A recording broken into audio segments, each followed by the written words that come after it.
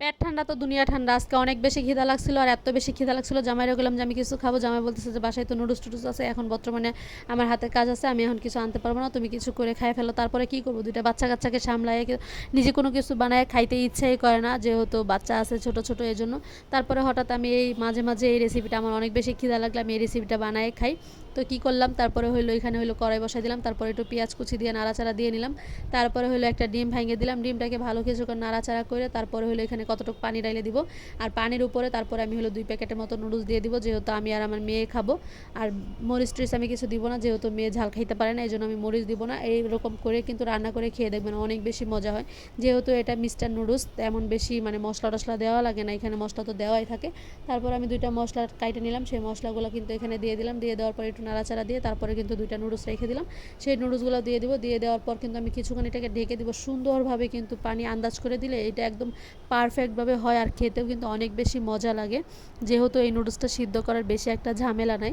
এই যে নুডলসগুলো দিয়ে দিলাম, দিয়ে দেওয়ার পর কিন্তু আমি হালকা করে ঢেকে রাখবো। ঢেকে রাখার পরে কিন্তু অনেক বেশি পরিমাণ টেস্ট হয় এই নুডলসটা, খাইতে অনেক বেশি মজা লাগে। যেহেতু আমার হাতে একদমই সময় ছিল না, আর খিদা লাগছিল প্রচণ্ড পরিমাণ। আর আমার খিদা লাগলে আমি একদমই সহ্য করতে পারি না, জানি না কেন সহ্য করতে পারি না, কিন্তু খিদা লাগলে আমার কিছু না কিছু খাইতেই হবে।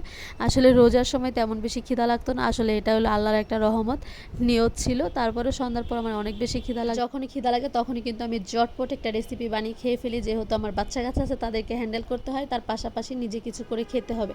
তার জন্য কি করব, আর যদি নিজের খিদা লাগে তাহলে বাচ্চা কাচ্চাও কিন্তু খ্যান খ্যান করলে অনেক বেশি রাগ উঠে যায়। তার জন্য নিজের পেটে আগে কিছু দিয়ে নিই, তারপরে বাচ্চা কাচ্চাকে সামলাবো।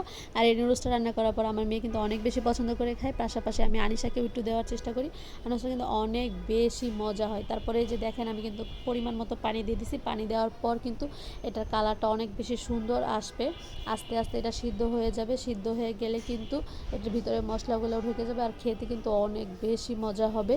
আর এটা খেয়ে আপনারা আসলে একদিন ট্রাই করে দেখবেন, অনেক বেশি মজা লাগে। তো আর কিছু ছিল না, বাসায় একটা সস ছিল দেখলাম প্যাকেটের, সেই সসটাও কিন্তু এটার ভিতর দিয়ে দিলাম। দিয়ে দেওয়ার পর কিছুক্ষণ নাড়াচাড়া করলাম, নাড়াচাড়া করার পর কিন্তু একদম পারফেক্ট আমার জন্য খাবার কিন্তু রেডি। ঠিক আছে, এভাবে কিন্তু আমি প্রায়ই খাই, যেহেতু এই নুডলসটা অনেক বেশি মজা লাগে। মিস্টার নুডলসটা কিন্তু আসলেই অনেক বেশি মজা।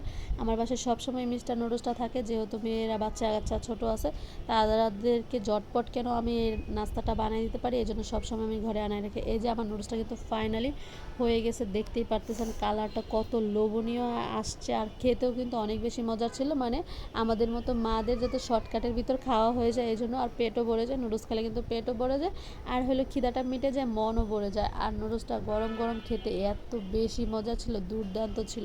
আর আমার তো অনেক বেশি খিদা লাগছিল, এই জন্য আমি গরম গরম খাইয়ে নিতেছিলাম, এই জন্য কেউ কিছু মনে করবে। আর নুডলস কিন্তু গরম গরম খেতে অনেক বেশি মজা লাগে। আর কার কার আমার মতো এরকম নুডলস পছন্দ, আর কে কে ঝটপট এরকম নুডলস রান্না করে খেয়ে ফেলতে পছন্দ করেন, অবশ্যই কিন্তু কমেন্টে কমেন্ট রেখে যাবেন। আর সেই পর্যন্ত সবাই ভালো থাকবেন, সুস্থ থাকবেন। আল্লাহ হাফেজ, সবাইকে টাটা, বাই বাই।